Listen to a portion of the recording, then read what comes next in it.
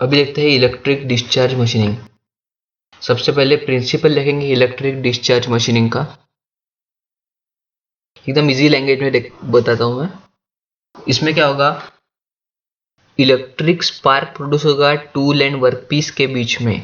Spark produce होगा तो heat बढ़ेगी, हीट बढ़ने से मेटल रिमूव होगा वर्कपीस का। अभी कंस्ट्रक्शन देखते हैं, ये होगा प्रिंसिपल। क्या होगा फिर से बताता हूँ मैं, प्रिंसिपल में क्या होगा, स्पार्क प्रोड्यूस होगा टूल एंड वर्कपीस के बीच में। उसके वजह से टेम्परेचर इतना बढ़ जाएगा कि वर्कपीस जो है वो मेटल लॉस करना शुरू होगा। अभी देखते हैं कंस्ट्रक्शन। जो डीसी पावर सप्लाई है उसका पॉजिटिव टर्मिनल लगा है वर्कपीस को यानी एनोड को, एंड निगेटिव टर्मिनल लगा है कैथोड को यानी टूल को। एंड पॉजिटिव टर्मिनल को लगा है ammeter and negative positive terminal को कनेक्टेड है यहाँ से वोल्ट मीटर से। ठीक है, वोल्टेज और एम्पियर पता चल जाएगा, इसकी वजह से वोल्ट मीटर एमीटर लगा है। सर्वो कंट्रोल फीड ये क्यों लगा है, तो ये क्या करता है, टूल एंड वर्कपीस के बीच में जो गैप है उसको मेंटेन करने के लिए सर्वो कंट्रोल फीड का यूज होता है।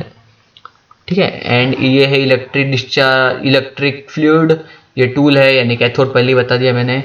एंड ये वर्क पैन है। एंड रिजर्वॉयर में क्या होगा, इलेक्ट्रिक जो डाई इलेक्ट्रिक फ्लूइड है वो रिजर्वॉयर में स्टोर होगा। यहाँ पे पंप है, यहाँ पे फिल्टर है। एंड रिजर्वॉयर फिर से रिजर्वॉयर क्या करता है, डाई इलेक्ट्रिक को स्टोर करता है। एंड हाई प्रेशर पंप है, फिर से प्रेशर गॉज है यानी प्रेशर कितना है वो पता चल जाएगा।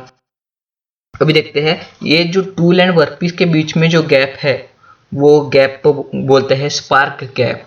उसकी रेंज रहती है 0.005 टू 0.05 mm के बीच में। एंड जो करंट रहता है सिस्टम में वो रहता है 0.5 टू 400 एम्पियर्स। एंड जो वोल्टेज रहता है वो रहता है 40 टू 300 वोल्ट। वोल्टेज जो रहता है वो रहता है 40 टू 300 वोल्ट। अभी वर्किंग देखते हैं, इसका वर्किंग कैसा होगा। तो डीसी पावर सप्लाई जब ऑन करेंगे तब क्या होगा, आउटपुट मतलब जब देंगे अपन तो क्या होगा, मतलब DC power supply DC output जब देंगे तब क्या होगा, सप्लाई ऑन हो जाएगा। एंड जो वोल्टेज है, जब वोल्टेज मिलेगा अपने को, रेंज उसकी रहेगी 50 टू 450 वोल्ट। जब इतना वोल्टेज अपन अप्लाई करेंगे, कितना 50 टू 450 वोल्ट, तो डाई इलेक्ट्रिक ब्रेकडाउन होगा। ये डाई इलेक्ट्रिक जो है नॉन कंडक्टिंग सॉल्यूशन है, वो नॉन कंडक्टिंग फ्लूइड है, वो नॉन कंडक्टर्स है वो। तो उसमें क्या होगा, डाई इलेक्ट्रिक ब्रेकडाउन हो जाएगा उनका। एंड इलेक्ट्रॉन जो है वो कैथोड इमिट करेगा। इलेक्ट्रॉन्स इमिट होगा कैथोड से, मतलब टूल से। टूल जो है वो कैथोड है, तो वहां से इलेक्ट्रॉन्स इमिट होगा। एंड जो गैप रहेगी बिटवीन टूल एंड वर्कपीस वो आयोनाइज हो जाएगी। गैप जो हो जाएगी वो हो जाएगी आयोनाइज्ड। एंड जब मोर इलेक्ट्रॉन्स, जब ज़्यादा इलेक्ट्रॉन्स आएंगे गैप में ज़्यादा इलेक्ट्रॉन्स आएंगे तो रेजिस्टेंस ड्रॉप होगा। फिर से बताता हूँ मैं, जब ज़्यादा इलेक्ट्रॉन्स आएंगे गैप में तो रेजिस्टेंस ड्रॉप होगा, उससे स्पार्क होगा बिटवीन टूल एंड वर्कपीस के बीच में क्या होगा, स्पार्क होगा।